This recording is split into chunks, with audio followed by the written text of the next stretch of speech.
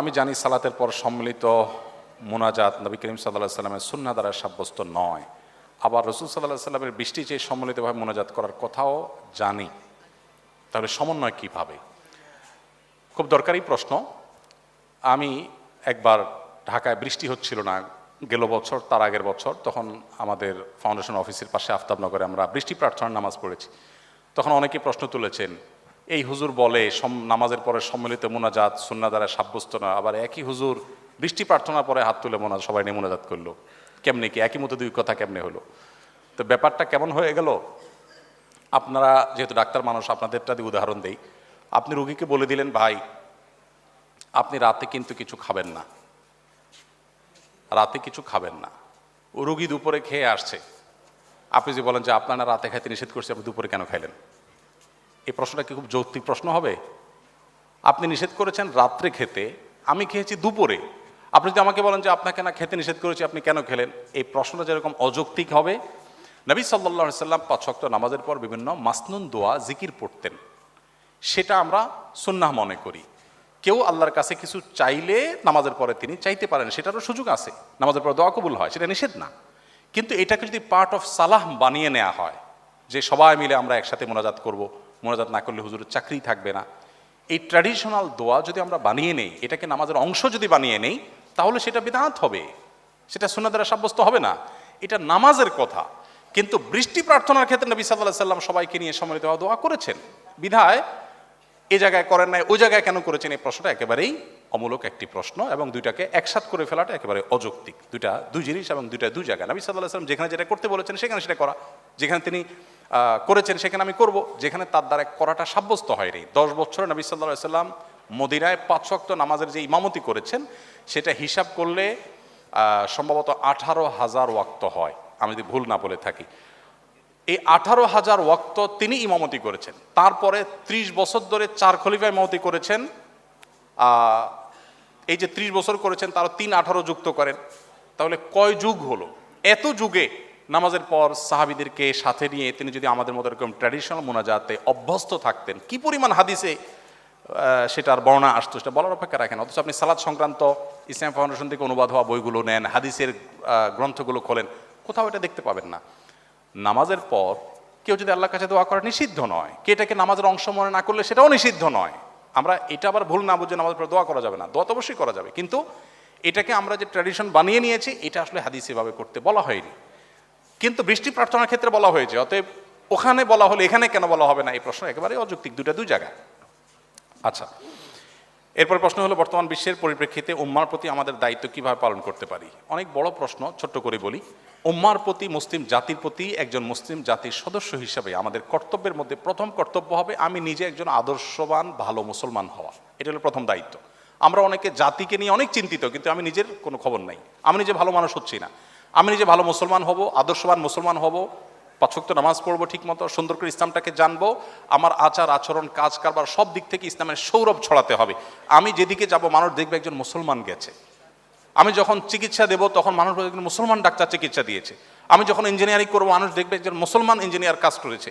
আমার প্রত্যেকটা কাজ থেকে ইসলামের সৌরভ ছড়াবে, সৌন্দর্য ছড়াবে, পরোপকার, মানুষের কল্যাণকামিতা, সুন্দর আচরণ, ম্যানার্স, ইসলাম যেগুলো আমাদেরকে শিখিয়েছে সেগুলো আমাদের মধ্যে আনা।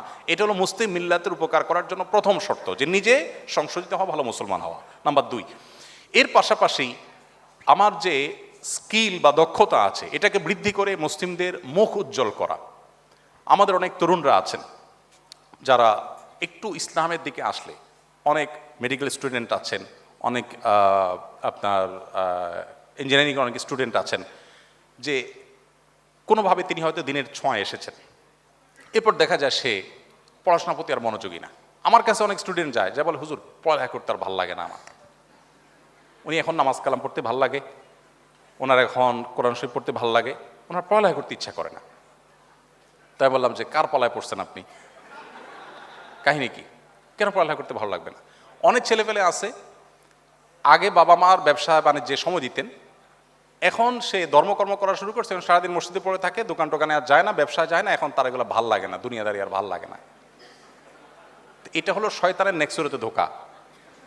আপনি কোনো দক্ষ আলিমের পরামর্শ ছাড়া নিজে নিজে ডিসিশন নেবেন, আপনার স্কিলকে আপনি কবর দিবেন, তাহলে আপনি মুসলিম মিল্লাতের ক্ষতি করলেন। আপনার স্কিলকে ডেভেলপ করে মুসলিম মিল্লাতের মুখকে উজ্জ্বল করবার যথেষ্ট সুযোগ আছে। আমরা সেই মুসলিম যারা স্পেনের তারেক বিন জিয়াদের স্পেন বিজয়ের মধ্য দিয়ে আমরা জ্ঞান বিজ্ঞানে, বিশেষ করে আপনাদের যে সাবজেক্ট চিকিৎসা বিজ্ঞানে মুসলমানরা অনবদ্য অবদান রেখেছেন, সে অতীত আমাদের ছিল, দুঃখজনক সে অতীত আমাদের হারিয়ে গেছে, আজ নাই, সেটি পুনরুদ্ধার করতে হবে। অতএব মুসলিম জাতির জন্য আপনি কিছু করতে চাইলে আপনার স্কিলকে ডেভেলপ করে, ওই যে উদ্দেশ্য হবে আল্লাহ আমি অ্যাজ এ মুসলমান মুসলমানদের মুখ উজ্জ্বল করব, একজন বাংলাদেশি হিসেবে আমার প্রিয় স্বদেশকে আমি অনন্য উচ্চতায় নিয়ে যাব, বিশ্বের দরবারে আমি একটা ভালো জায়গায় নিয়ে যাবো, চেষ্টা আমাদের মধ্যে থাকতে হবে। তাহলে আপনি মুসলিম মিল্লাতের উপকার করতে পারবেন। নাম্বার 3, বর্তমান সময় সম্পর্কে সচেতনতা, বিভিন্ন ইজম মতবাদ সম্পর্কে জানা, ইসলামকে মুসলমানদেরকে কিভাবে কোণঠাসা করা হয় সেই জিনিসগুলো দেখা। গোটা পৃথিবীর যেখানেই মানুষ মার খাচ্ছে, যেখানেই, আপনি ফিলিস্তিন বলেন আর কাশ্মীর বলেন, বার্মা বলেন আর সিরিয়া বলেন, ইরাক বলেন আর আফ্রিকা বলেন, পৃথিবীর যে কোনো জায়গায় যুদ্ধ চলছে। আপনি দেখবেন বোমার নিচে যাদেরকে দেখা যায় তারা শুধুই মুসলমান, মুসলমান ছাড়া কাউকে দেখতে পাবেন না, কিন্তু এরপরে বলা হবে যে মুসলমানরা অশান্তি সৃষ্টি করছে। আমার প্রিয় নবী সাল্লাল্লাহু আলাইহি সাল্লাম, যাকে নিয়ে আজকে আমরা আলোচনা করছি, তার জীবনে 27টি যুদ্ধে অংশগ্রহণ করতে হয়েছে, তাকে বাধ্য করা হয়েছে। সেই যুদ্ধগুলোতে অংশগ্রহণ করে সর্বসাকুল্যে যত মানুষ মারা গেছেন তার সকল যুদ্ধে, সব মিলিয়ে যুদ্ধের বাইরে কিছু মানুষ বিচারিকভাবে মৃত্যুদণ্ড পেয়েছেন তাদের বিশ্বাসঘাতকতার অপরাধে, সব মিলিয়ে 1000 মানুষ ছিল, মাত্র 1000। এই নতুন বাংলাদেশ যে আমরা পেয়েছি, এই নতুন বাংলাদেশ পেতে কত মানুষের জীবন দিতে হয়েছে? 2000 মানুষের। একটা ইউনিয়ন দখল করতে 500 মানুষের জীবন দেওয়া লাগে আজকাল অনেক সময়। সেখানে নবী সাল্লাল্লাহু আলাইহি সাল্লাম গোটা বিশ্বে ইসলাম প্রতিষ্ঠা করতে গিয়ে 600 বেশি মানুষ বিচারিকভাবে মৃত্যুদণ্ড হয়েছে। এত মানুষ কিভাবে হলো? ওই যে একসাথে ইহুদিদের বিশ্বাসঘাতকতা মদিনাতে ছিল, মদিনার সনদ লঙ্ঘন করেছিল তারা, এটা ঐতিহাসিক ঘটনা। আর মাত্র 400 মানুষের জীবনের বিনিময়ে ইসলাম গোটা পৃথিবীতে প্রতিষ্ঠিত হয়েছে। অথচ দুইটি বিশ্বযুদ্ধে 100 মিলিয়নের বেশি মানুষ নিহত হয়েছেন, মুসলমানরা করেছে। এরপরও মুসলমানদের দোষারোপ করা হবে। তো বিশ্বের এই পট পরিবর্তন, এসব পলিটিক্স, বিশেষ করে মুসলমানদের স্বার্থ সংশ্লিষ্ট বিষয়গুলো, এগুলো আমাদেরকে জানতে হবে। আপনারা শিক্ষিত মানুষ হবে, সেগুলো আপনারা পড়বেন, আমি আশা করব। এগুলোর মধ্য দিয়ে আপনি মুসলিম জাতির করণীয়, মুসলিম জাতির সদস্য হিসেবে আপনার করণীয় আপনি ঠিক করতে পারবেন, আপনি চূড়ান্তভাবে সঠিক সিদ্ধান্ত নিতে পারবেন ইনশাআল্লাহ। গোল্ডের দাম প্রায় পরিবর্তন হয়, গহনার জাকাতের হিসাবটা কি যখন জাকাত দিচ্ছি সে সময়ের দাম অনুযায়ী হবে, নাকি আমি যে দামে কিনেছি সেভাবে হবে? আবার অনেকে সারা বছর ধরে জাকাতের টাকা দিতে থাকেন, এই সময় এই গোল্ডের দাম অনেকবারই পরিবর্তন হয়, সেক্ষেত্রে হিসাবটা কিভাবে হবে? যখন টাকা দেওয়া শুরু করব তখনকার দরদাম অনুযায়ী, নাকি বছরে যে সময় শেষ হবে তখন তার দরদাম অনুযায়ী? খুবই সংক্ষিপ্ত উত্তর, আপনি যখন জাকাত ক্যালকুলেশন করবেন, আপনার জাকাত বর্ষ যখন পূর্ণ হবে তখন আপনার কি কি অ্যাসেট আছে সব হিসাব করবেন, ওই সময় ওই গোল্ডের বিক্রয় মূল্য যেটা আছে সেটা হিসাব করে আপনি জাকাত কাউন্ট করবেন। এরপর আপনি আস্তে আস্তে দেন আর না দেন, কিন্তু হিসাব হবে তখনকারটা, আর যখন কিনেছেন তখনকার হিসাব অবশ্যই হবে না, পরেরটা হিসাব হবে। আলহামদুলিল্লাহ, আমরা অনেকেই শুনেছি, গুরুত্বপূর্ণ তথ্য দিয়েছেন শাইখ আহমদুল্লাহ, নিঃসন্দেহে আমাদের জন্য শিক্ষণীয়। তো সম্মানিত ভিউয়ার্স, নিত্য নতুন ইসলামিক ইনফরমেশন যদি পেতে চান অবশ্যই আমাদের এই চ্যানেলটি সাবস্ক্রাইব করবেন, সাবস্ক্রাইব করে পাশে থাকবেন। আল্লাহ সুবহানাহু ওয়া তাআলা আপনাদের সকলকেই ভালো রাখুক। আসসালামু আলাইকুম ওয়া রাহমাতুল্লাহি ওয়া বারাকাতুহু।